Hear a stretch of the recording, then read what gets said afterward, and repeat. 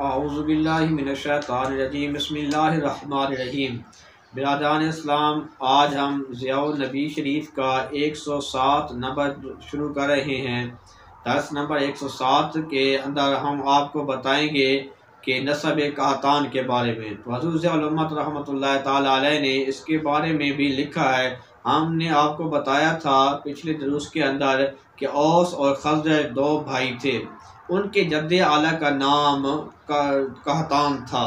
یہی وہ شخص ہے جس نے سب سے پہلے عربی زبان میں گفتگو کی، اور اس شخص کی اولاد کو العرب المتعربہ کہا جاتا ہے۔ اسی طرح حضرت اسماعیل علیہ السلام کی اولاد کو العرب المستعربہ کہا جاتا ہے، کیونکہ ان کی جو مادری زبان عربی نہ تھی بلکہ انہوں نے عربی سیکھی تھی۔ ایک اور قسم ہے جس کو العرب العاربہ کہا جاتا ہے۔ ان میں سے چند جو تھے ان کے عاد، سمود، حطیم اور عملیق وغیرہ، لیکن کہتے ہیں کہ ان کا نام و نشان ختم ہو چکا ہے، ان کی نسل منقطع ہو چکی ہے۔ اس سے معلوم ہوتا ہے کہ العرب المتعربہ یعنی اولاد قحطان اور العرب المستعربہ یعنی حضرت اسماعیل علیہ السلام کی اولاد عدنان دو الگ الگ شاخیں ہیں، لیکن علم انساب کے مشہور ماہر زبیر بن بکار کی رائے یہ ہے کہ قحطان بھی عدنان کی طرح حضرت اسماعیل علیہ السلام کی ذریت سے ہے۔ اس کا نسب نامہ یہ ہے قحطان بن حمیسہ بن طیب بن نبت بن اسماعیل۔ صحیحین کی ایک حدیث جو حضرت ابو ہریرہ رضی اللہ تعالی عنہ سے مروی ہے، اس سے بھی حضرت زبیر بن بکار کی رائے کی تائید ہوتی ہے کہ انہوں نے کہا کہ منقول ہے، اے ماء السماء کے بیٹو، فرمایا وَتِلْكَ أُمُّكُمْ يَا بَنِي مَاءِ السَّمَاء۔ حضرت حاجر علیہ السلام کے بارے میں انہوں نے بتایا تھا کہ اے ماء السماء کے بیٹو، حضرت حاجرہ تمہاری ماں ہیں، اور ماء السماء عامر کا لقب تھا جو کہ اوس و خزرج کا جد اعلیٰ تھا۔ حافظ ابن حجر فرماتے ہیں کہ میری تحقیق کے مطابق یہی قول یعنی قحطان کا اولاد اسماعیل سے ہونا یہی زیادہ راجح ہے۔ ایک دوسری روایت بھی اس کی تائید کرتی ہے۔ اسلم اور خزاع کے قبیلے باہم تیر اندازی کر رہے تھے کہ وہاں سے سرکار دو عالم صلی اللہ تعالیٰ علیہ وآلہ وسلم کا گزر ہوا تو میرے آقا نے فرمایا ارمو یا بنی اسماعیل، اے اسماعیل کے فرزندوں خوب تیر اندازی کرو۔ تو آپ کے علم میں ہے کہ قبیلہ اسلم اور خزاع یمنی قبائل ہیں جو قحطان کی ذریت سے ہیں۔ اور حضرات محترم، اسی طرح اوس اور خزرج آپ کو معلوم ہے کہ دو سگے بھائی تھے۔ ان کے والد کا نام حارثہ بن ثعلبہ بن عمر بن عامر تھا اور ان کی والدہ کا نام قیلہ تھا۔ اوس کا ایک لڑکا تھا جس کا نام مالک تھا، اور خزرج کے 5 بیٹے تھے۔ جب اوس کا آخری وقت آیا تو اس کے عزیز اس کے پاس آئے، اس کو آ کر کہنے لگے کہ اے اوس، ہم نے تمہیں کہا تھا نا تم کسی عورت سے شادی کر لو تاکہ تمہاری اولاد کے اندر اضافہ ہو، اب تم اس دنیا سے جا رہے ہو، تمہارا صرف ایک ہی بیٹا ہے۔ تو حضرات محترم، اس وقت اوس نے ایک ایسا جواب دیا، انہوں نے کہا کہ سنو، جس آدمی کا مالک جیسا بیٹا ہو وہ کبھی ہلاک نہیں ہو سکتا۔ اس کے بعد اس نے اپنے بیٹے کو وصیت کی۔ وہ کیا وصیت کی کہ فرمایا کہ اپنے بیٹے کو وصیت کرتے ہوئے فرمایا کہ اے بیٹے، موت قبول کر لینا لیکن کبھی کمینگی کی اختیار نہ کرنا، کمینگی کو قبول نہ کرنا۔ پھر آپ نے اس کے بارے میں بالفدی اشعار بھی کہے۔ تو اس وقت اسی طرح اوس نے نبی برحق صلی اللہ تعالیٰ علیہ وآلہ وسلم پر ایمان لانے اور ان کی نصرت کے لیے اپنے جان و مال کی بازی لگانے کی وصیت کرتے ہوئے داعی اجل کو لبیک کہا۔ اوس و خزرج کی اولاد کی اکثریت تو یثرب میں اقامت گزیر ہوئی، لیکن بعض شاخیں دوسرے علاقوں میں جا کر آباد ہو گئیں، اور جو لوگ مدینہ طیبہ کے اندر جا کے اقامت گزیر ہوئے انہی قوموں کو انصار کے لقب سے ملقب کیا گیا۔ اوس و خزرج کے قبائل جب یثرب پہنچے تو اس وقت وہاں کی تمام زرعی زمینیں، تجارتی منڈیاں اور بازار یہودیوں کے قبضہ میں تھے۔ انہوں نے اپنی رہائش کے لیے محلات اور بڑی بڑی عمارتیں تعمیر کی ہوئی تھی۔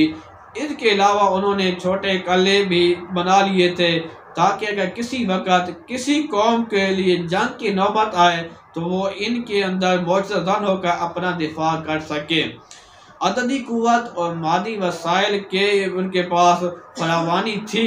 اوس و خزرج یثرب کی وادی میں بکھر کر مختلف وادیوں کے اندر، بستیوں کے اندر وہ چلے گئے تھے، کچھ اس کے نشیبی علاقہ میں، کچھ یہودیوں کے ساتھ ان کی کسی بستی میں، بعض نے اپنی رہائش کے لیے نئی بستیاں آباد کر لی تھیں تاکہ اس وادی کے مکین امن و سکون کی زندگی بسر کر سکیں، ایک دوسرے کو مشکوک نگاہوں سے نہ دیکھتے رہیں۔ انہوں نے طے کیا کہ یہاں سارے قبائل بقائے باہمی کے اصول پر کاربند رہیں گے۔ اگر کوئی بیرونی دشمن اس معاہدہ کے کسی فریق پر حملہ آور ہوگا تو اپنے حلیف کا دفاع اور اس کی امداد سب کی مشترکہ ذمہ داری ہوگی۔ وقت گزرتا گیا، یہاں تک کہ اس نو وارد قبائل کی تعداد میں بھی اضافہ ہوتا گیا، ان کی معاشی حالت بھی بہتر ہوتی گئی، تو قبیلہ بنی قریظہ اور بنی نضیر کے قبائل نے ان کے روز افزوں قوت سے ہراساں ہو کر دوستی کا وہ معاہدہ توڑ دیا۔ اوس و خزرج بھی اپنی جگہ سے یہود سے خائف تھے کہ کہیں وہ انہیں اس علاقہ سے نہ نکال دیں۔ خوف و رجا کی ایک عجیب سی کیفیت سے وہ دوچار تھے کہ ان کے ہاں ایک نامور فرزند مالک بن عجلان پیدا ہوا، جس نے اپنی خداداد صلاحیتوں سے اپنی قوم کے بکھرے ہوئے شیرازہ بندی کی۔ دونوں قبیلے نے متفقہ افراد سے اپنا سردار تسلیم کر لیا۔ اس طرح ان قبائل میں دن بدن اضافہ ہوتا گیا۔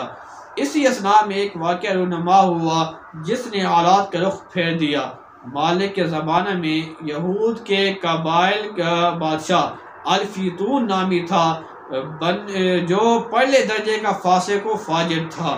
اوس و خزرج کے جہاں آباد ہونے سے پہلے اس نے یہ حکم دیا تھا کہ جب بھی کسی لڑکی کی شادی ہو تو وہ اپنے خامد کے پاس جانے سے پہلے رات اس کے پاس گزارے۔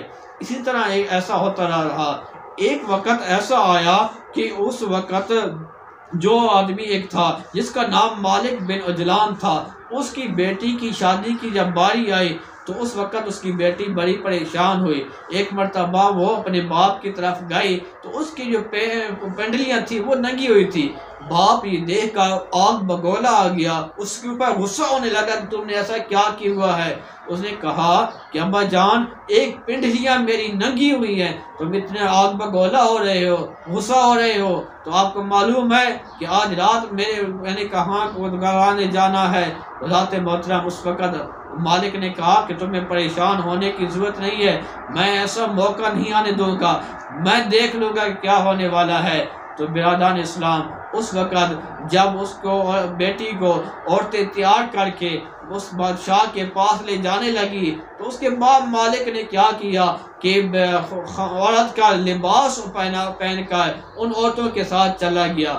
جب وہ عورتیں وہاں گئی، اس کو وہاں انہوں نے چھوڑا تو اس نے کیا کیا، اسی وقت اس بادشاہ کا سر قلم سے جدا کر دیا، اس کو قتل کر دیا۔ تو برادران اسلام، اس وقت وہ اس کا خاتمہ کر کے وہ واپس گھر آ گیا۔ اس نے یہودیوں کو بادشاہ کو قتل کیا تھا، اسے شدید رد عمل کا اندیشہ تھا۔ اس نے اپنے بچاؤ کے لیے ضروری سمجھا کہ اس کے قبیلہ کے جو لوگ غسان کے چشمہ کے قریب آس پاس آباد ہو گئے ہیں، اس علاقہ کی حکومت کی باغ ڈور اب ان کے ہاتھ میں ہے، انہیں اپنی مدد کے لیے پکارے۔ بعض مورخین کا خیال ہے کہ اس نے اپنا قاصد روانہ کیا جس کا نام رمک بن زید بن عمر القیس تھا، ایک چرب زبان خطیب اور قادر کلام شاعر تھا، لیکن پہلے درجے کا بدصورت اور بدشکل تھا۔ غسان کے بادشاہوں کا نام ابو حبیلہ تھا، اور رمک کے ابو حبیلہ کے سامنے اپنی قوم کی مظلومیت اور یہودی قبائل کے ظلم و ستم اور فسق و فجور کے بارے میں اس نے ایسا نقشہ کھینچا جو ابو حبیلہ اپنے بنی ام کی امداد کے لیے تیار ہو گئے۔ اس نے قاصد کی فصاحت و بلاغت، اس کی بدصورتی اور کو دیکھ کر کہا کہ پاکیزہ شہد ایک خبیث ترین برتن میں ہے، اصل طیب فی وعاء خبیث۔ بعض مورخین کا خیال ہے کہ مالک خود غسان میں پہنچا، اتفاق سے وہاں طبع بن حسان بھی موجود تھا جس نے غسان کے علاقہ کو فتح کیا، اس کے بادشاہ کو اپنا بادگزار بنا لیا۔ مالک نے وہی دونوں کو یہودیوں کے ستم رانیوں اور اپنی عصمت کے لیے کھیلنے کے واقعات سے آگاہ کیا، تو طبع نے اس وقت قسم اٹھائی کہ جب تک یثرب پر چڑھائی کر کے یہودیوں کو ختم نہیں کر دے گا، اس کو ذلیل و رسوا نہیں کرے گا، اپنی بیوی کے قریب نہیں جائے گا، اور نہ ہی وہ خوشبو لگائے گا اور نہ شراب پیے گا۔ ابن قتیبہ نے المعارف میں لکھا ہے کہ ان ایام میں طبع غسان کے علاقہ کو زیر نگی کرنے کے لیے شام کیا ہوا تھا۔ اس وقت اس نے قبضہ کر لیا، وہاں کے بادشاہ کو اپنا بادگزار بنا لیا۔ انہیں انہی ایام میں مالک وہاں پہنچا اور دونوں سے ملاقات کی، دونوں نے اس کی امداد کا وعدہ کیا۔ مالک کی حمیت اور سیاسی سرگرمیوں سے یہودیوں کے متعدد سردار جو تھے وہ قتل کر دیے گئے، یہاں اس طرح ان کا زور ٹوٹ گیا۔ اس علاقہ میں اوس و خزرج کی بالادستی کے دور کا آغاز ہوا۔ یہود نے جب محسوس کیا کہ وہ میدان جنگ میں ان نو وارد قبیلوں کو شکست نہیں دے سکتے، تو انہوں نے ان دونوں قبیلوں میں بدگمانیاں پیدا کرنا شروع کر دی، اور ان کے دلوں میں حسد و عناد کی تخم ریزی میں مصروف ہو گئے۔ یہود کے کچھ قبیلے اوس کے حلیف بن جاتے اور بعض خزرج سے دوستی کا معاہدہ کر لیتے۔ یوں دونوں قبیلوں کا اعتماد حاصل کر کے ان کو ایک دوسرے کے خلاف بھڑکانے کی ان کی جنگ شروع ہو جاتی۔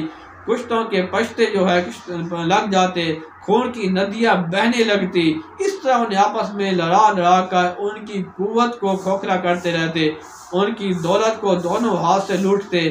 پہلی صدی عیسوی سے چھٹی صدی عیسوی تک اوس و خزرج میں خون ریزی کا بازار گرم رہا۔ معمولی باتوں پر آتش فساد بھڑک اٹھتی، سینکڑوں جوان اپنے بھائیوں کے ہاتھوں لقمہ اجل ہو جاتے، سینکڑوں شاد و آباد گھرانے جو تھے اجڑ جاتے۔